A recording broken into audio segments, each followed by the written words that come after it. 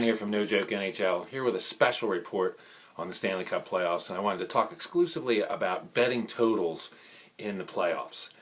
We talked about this a little bit last year in the earlier videos, and I wanted to re-hit on this, and as well as bring the current numbers into this year's playoffs into play, and talk about strategies that you need to have if you are looking to beat the books while betting totals in the NHL playoffs.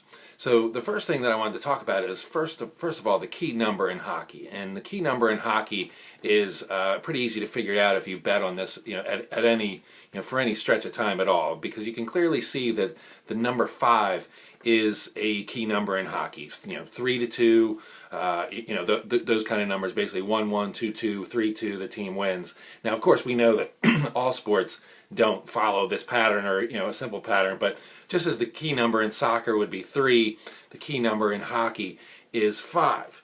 And so most NHL games during the season are lined at 5 or 5.5.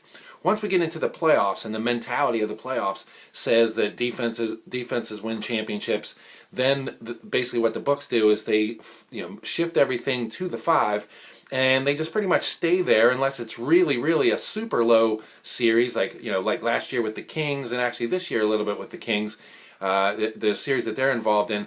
We may see some 4.5s. But generally during the regular season we see a lot of 5.5s, occasionally some 6s, and a lot of 5s as well. But the thing to understand about the flat number 5 is that if it lands right on that key number, and like I said, it is a key number, if it lands right on that number, then basically nobody wins. Not the books, not the players. But at the same time, you're not generating a profit. So as a player, of course, the books have everything set in their favor anyway. So if you're not generating a profit on a wager, then then basically the books kind of win there. So let's look at the raw numbers. So overall in the playoffs, we have 22 overs, 23 unders, and 13 pushes to that 5. Okay, so part of the mystique with this is that, okay, so suppose you're laying, you believe it's going to be all unders. So you've had 23 winners, which is good, and then you have these 13 pushes on the 5. And how many people out there sit there and go, oh man, I was right there, it was 2-1, we were looking at that thing, and then they scored a tying goal, and then once they scored a tying goal and it goes into overtime, then it's a push. Or if you have under 4.5, then it's a loss, because once it gets to 2-2, that's it. You're gonna have the 5th, deciding goal, to break the tie, and so you're going to lose. And so that's part of the mystique too. So you have, out of 58 total games here, you have 23 plus 13, so that's 36 times out of 58 where you've either won or been, right there and just lost it. And you can flip that same number, that 13 ties, you could flip those over to the wins as well. So you'd have 22 and 13, so you have 35 times where you're doing that. So 35 out of 58 seems a pretty decent, 60% chance of not losing. But, that's the thing, it's just a chance of not losing. There's still that other percent out there that's going to come up and bite you and cost you money. And here's where the books step in and clean up. See, a lot of these unders that they're playing, so, in the Ottawa-Montreal series, for example, in the first round, we had lines of, unders, where you're laying 140, 150 to, take an under 5. Now, we talked about the scenarios that could cash these. So the scenarios to cash an under 5 or an under 4.5 for that matter are very slim. 1-0, 2-0, 3-0, 4-0, and then 2-1 and 3-1. So you get to that 2-1 spot, you really, you're very limited. Basically, the team that's leading 2-1 has to score the next goal, and that has to be the final goal for you to cash an under 4.5 or an under 5 for that matter. So, if you're playing for the safety of the 5, understand it's not really safe. You're actually paying to stand there, and it's really just a temporary railing. You'll still fall over the cliff if they get some scoring in the third period. So a couple of these games, the other night, people are going, man, this was a dead under, and then all of a sudden, the Rangers-Bruins game was a dead under, and then all of a sudden, now it's 2-2 and going into overtime. Well, that's what happens. I mean, it doesn't really take much to, get something like that to happen. You get a fluky penalty, you just get a bad shot, a deflection in front. I mean, there's millions of ways that pucks just go into the net in the playoffs. I mean, not on a regular basis, but I'm just saying there's so many different crazy scenarios. So to me, the best way to beat the playoffs is to go for the abnormal situation. In other words, take a game, I mean, if everybody's sitting there on their couch watching the games and they're like, man, this is going to be a low-scoring game, you have to know that the books have already figured that out. They're already putting that in there. If it looks like a solid under, then basically that's what they're going to do. They're going to basically make you pay a premium for that under. So the best way to beat this, in my opinion, is to get away from these flat numbers. So for me, a flat number bet on 5, 6, whatever, I'm not going to make it. And so many people ask me, what do I think about the under? All these games look like unders. And so I tweet them back, yeah, they all look like unders, but I'm not on them because, like I said, I don't want to play that flat 5, and I don't want to lay all that juice. And because, like I said, you really have to be selective. So at 22, 23, and 13, basically, the only people that are winning are the books, because you start attaching the juice, and like I said, sometimes this juice is way up there. Like I said, minus 150, minus 160, in the King series. So let's look at the individual teams quickly and look at how they're doing. So I'll start in the East. So New York Rangers to date have played 8 games. There are 2 overs, 4 unders, and 2 pushes. Okay, and so basically if you played the under blindly with the current juice that was there, you are up 1.5 units playing the under. The New York Rangers goals per game, 2.25, and their GAA is 1.88. So that makes sense with Lundqvist in there, and like I said, the Rangers are showing a little bit of profit there.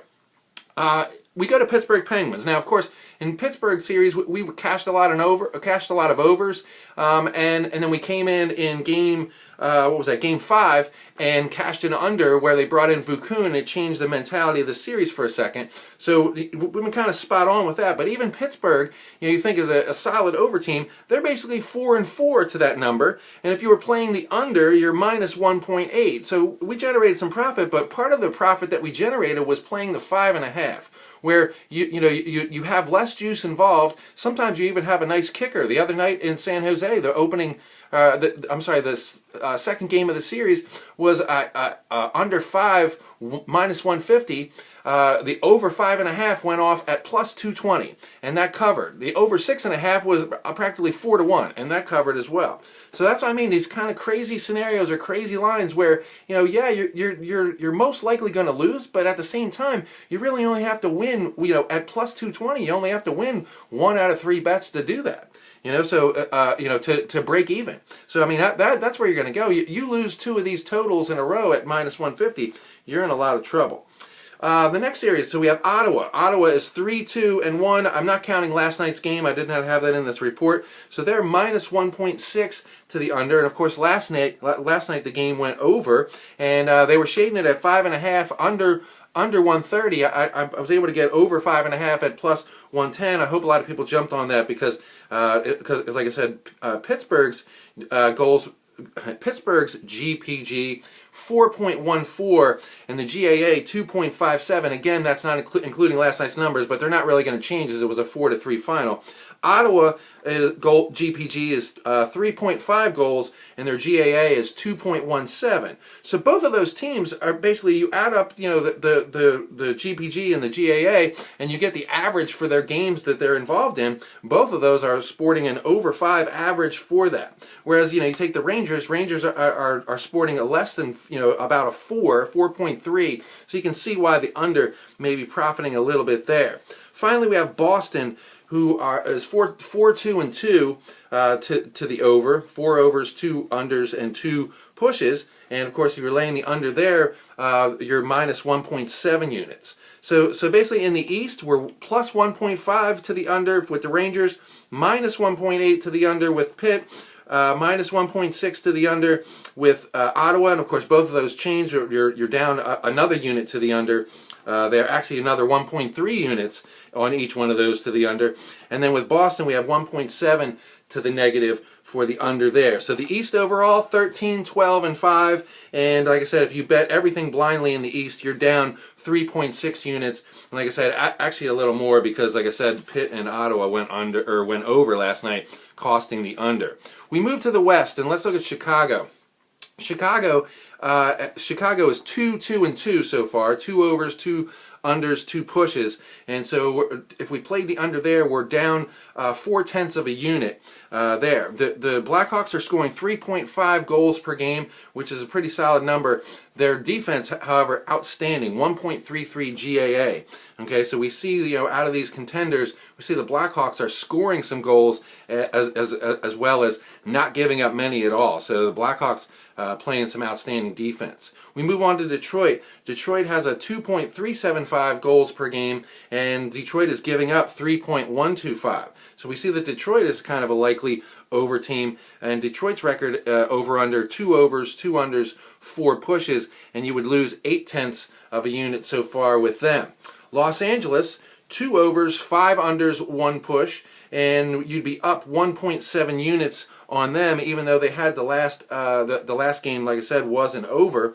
And LA, 2.25 GPG and 1.63 GAA. So basically, you see the Blackhawks and the Kings both under 2 with the GAA, but you see the Blackhawks at 3.5 goals per game versus the 2.25 goals per game. So that'll be something to look forward to in that series. Certainly in that Chicago-LA series, we're going to see some ridiculous unders. And so for me, it's going to be a layoff. I'm really not going to be playing that. I'm not going to be jumping in and trying to, take even money on -4.5, under 4.5, or heaven forbid lay juice on that. But I know some people out there will. So, like I said, for me, no way. So you can save yourself a lot of questions by not asking me what I'm going to do there. I'm basically going to keep my money in my pocket. It's just going to be kind of unbettable as far as the under. Finally, we have the San Jose Sharks. They're 3 overs, 2 unders, and 1 push, and you'd be down 2.2 units to the under there. San Jose scores 3 goals a game, gives up 2.33. So overall in the West, 9 overs, 11 unders, 8 pushes, and you'd be down -1.5 units to the under there. So we're looking at about, you'd be down -5 if you're just playing these unders blindly and going in here. So, but by all means, you really have to be selective. If you're using the flat 5 as your reference, or as, if your book is offering strictly the flat 5, you either need to get away from that book so you can get some alternative lines, over 5.5 or under 4.5, and just stay away from those flat numbers, because like I said, flat numbers with the juice, you have the safety of the push, but generally speaking, when you have the push, that's 0 profit. You didn't lose anything, but that's 0 profit. So you expended a bunch of energy and you just broke even. Okay, and that's not really worth it. If like I said, in the long haul with what you're doing. So like I said, over-unders can be played and profited in the playoffs. Hopefully I've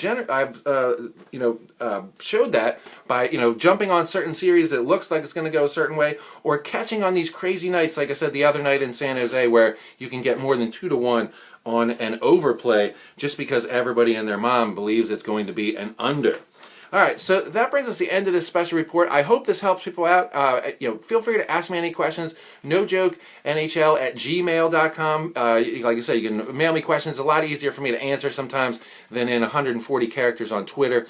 And with that, I'll be back with a preview video shortly for today with Chicago, Detroit getting underway, Game 2, and Game 3, San Jose and LA tonight. So with that, let's drop the puck, and as always, let's make some money.